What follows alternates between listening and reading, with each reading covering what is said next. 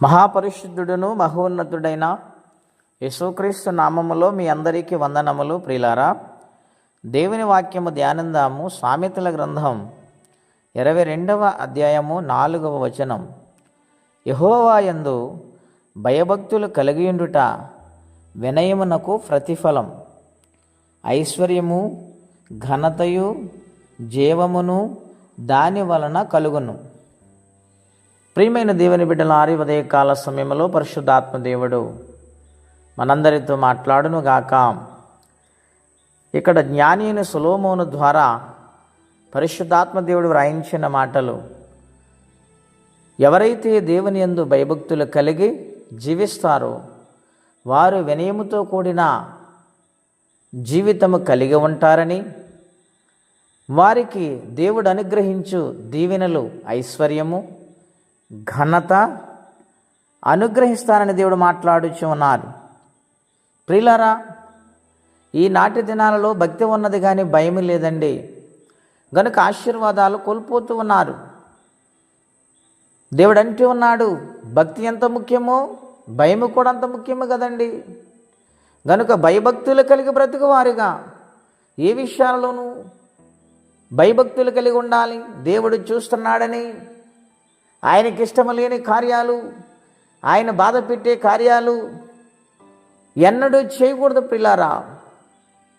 ఎందుచేతననగా ఆయన పరిశుద్ధుడు, కళంకము లేనివాడు, పాపము లేనివాడైన గనుక ఆయన అంటూ ఉన్నాడు, పరిశుద్ధుడైన నా వైపు మీరు చూడాలంటే నా యందు భయభక్తులు కలిగి నాకు ఇష్టమైన జీవితం మీరు కలిగి ఉండాలని, మీ జీవితాల్లో నేను అనుగ్రహిస్తున్న ఈ దీవెనలు మీరు పొందుకోవాలని ప్రేమతో మాట్లాడుచు ఉన్నాను. బైబిల్ గ్రంథములో యవనుడైన యోసేపు దేవుని యందు భయభక్తులు కలిగి ఆయన సన్నిధిలో వినయముతో ఆయన బ్రతికాడు. అలా బ్రతుకుతున్నప్పుడు కష్టాలు వచ్చినాయి, శ్రమలు వచ్చినాయి. ఉన్న ఊరికి దూరమైపోయాడు, కన్నవారికి దూరమైపోయాడు, అన్నదమ్ములే వెలివేశారు, చివరికి అమ్మేశారు. పరాయి దేశంలో ఉన్న దేవుని ఆయన విడిచిపెట్టలేదు, నీతిని కాపాడుకున్నాడు, పరిశుద్ధత కలిగి బ్రతికాడు. ఎంతో అపాయము పాపమైన మీద దొర్లుకుంటూ వచ్చినప్పుడు దాన్ని విడిచిపెట్టి పారిపోయాడు.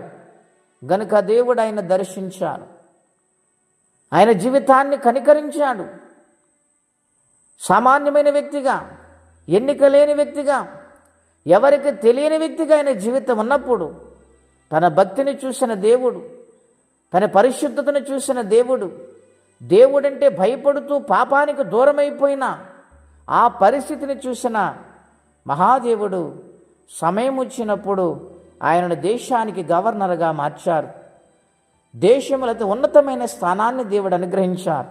ఆనాటి దినాలలో యోసేపు గారు మాట రాజు కంటే విలువైనదిగా మారింది.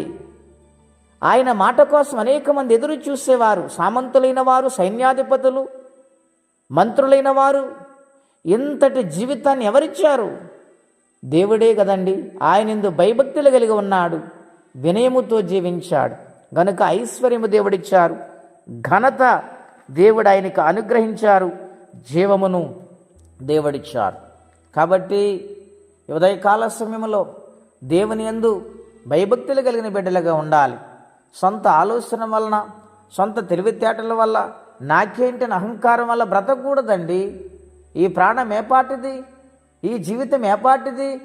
కనుక దేవుని సన్నిధిలో బ్రతుకుతున్న ప్రతి ఒక్కరు కూడా దేవుని సన్నిధిలో వినయముతో లోబడి జీవించేవారిగా ఉండాలి. అటువంటి జీవితం ప్రతి ఒక్కరూ కలిగి ఉండాలని ఉదయకాల సమయంలో పరిశుద్ధాత్మ దేవుడు మాట్లాడుచున్నారు. ఆ విధముగా ప్రభు సన్నిధిలో లోబడి జీవించే వారు ఉండాలని కోరుకుంటూ ఈ మాటలైన ముగిస్తూ ఉన్నాను. ప్రార్థన అండి. అత్యంత కృప కలిగిన దేవా, మహోన్నతమైన మీ నామం కొరకే వందనాలు.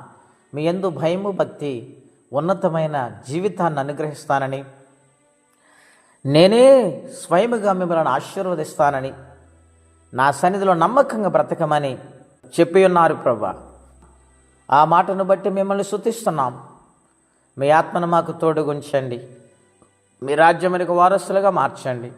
మీ కృప చేత మమ్మల్ని బలపరిచి వాడుకోమని, ఎవరే కష్టం బాధలు ఇబ్బందులు ఉన్నారో వారికి సహాయము చేయమని యేసుక్రీస్తు వారి పుణ్యనామలో ప్రార్థించి అడిగి పొందినాము తండ్రి. ఆమేన్. దేవుడు దీవించును గాక.